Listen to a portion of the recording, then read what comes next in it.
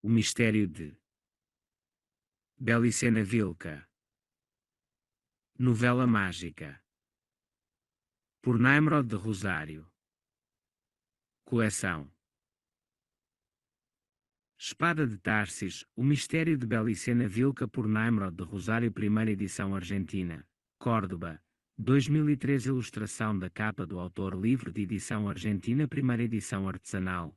Em português 2021. Título original: El mistério de Belicena Vilca por Editorial Tull. Concepto Y design gráfico, Agarte capa, adaptação do design original, projeto gráfico e diagramação. Charles Alves, correio eletrónico, editorialtull@gmail.com. Páginas web, queda eixo el depósito que marca a lei 11.723 impreso na Argentina, printed in Argentina SBN 987 43 5855. O mistério de Belicena Vilca. Livro primeiro, O desaparecido de Tafí del Val. Livro primeiro. O desaparecido de Tafí del Val. Capítulo primeiro. Conheci Belicena Vilca quando se encontrava internada no Hospital Neuropsiquiátrico Dr. Javier Patrón Isla, da cidade de Salta, com diagnóstico de demência senil irreversível. Sendo médico do pavilhão B, de enfermos incuráveis, devia cuidar da referida interna durante um largo ano em que lhe apliquei todos os recursos que a ciência psiquiátrica e a minha extensa experiência na profissão me brindavam para tentar, em vão, a sua recuperação. Como se verá mais adiante, a sua história foi escrita por ela mesma enquanto permanecia naquele triste cárcere. Dedicou a esse fim todo o tempo disponível, que era muito, pois a junta médica a havia autorizado a escrever, dado que tal atividade resultava em evidentes resultados terapêuticos sobre o ânimo da paciente. Entretanto, ninguém sabia a que se referiam os seus escritos e se eles revelavam alguma coerência lógica, informação que pudesse ter sido útil possuir para confirmar ou corrigir o diagnóstico adverso. Dois motivos impediam de conhecer o conteúdo dos seus manuscritos. O primeiro e principal era que a enferma escrevia em quechua santiaguenho, uma língua só falada na sua região local. Em segredo, ao que parece, Belicena Vilca traduziu os manuscritos para o espanhol poucos dias antes de morrer. O segundo motivo era o zelo homicida com que evitava que lessem os textos, o que resultou num incidente com uma enfermeira que ousou pousar os olhos sobre uma das suas páginas.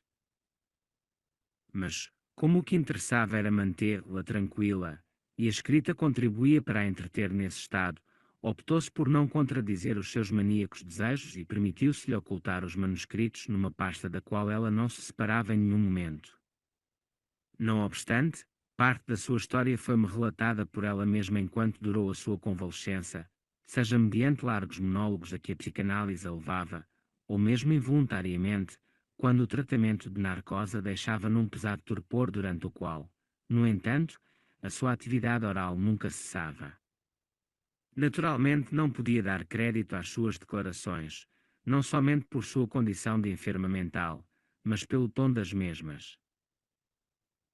Incríveis e alucinantes, nunca poderia qualificar-se, com maior justiça, a sua história como a história própria de um louco. A situação de alienada de Belicena Vilca seguramente desapontará os leitores sobre a veracidade de todos os eventos narrados. É compreensível, pois apenas há um ano atrás eu mesmo teria feito todo o possível para impedir a divulgação de um material que a prudência e a ética profissional aconselham manter reservados nos âmbitos da ficha clínica e da memória pessoal. Mas eis que a súbita morte de Belicena Vilca veio a transtornar esse racional ponto de vista e me levou a pensar que a história registra veneráveis figuras que eram célebres loucos. Lembrei-me de Nietzsche, Ezra Pound, Antonin Artaud, Morphy, o matemático cantor, e muitos outros.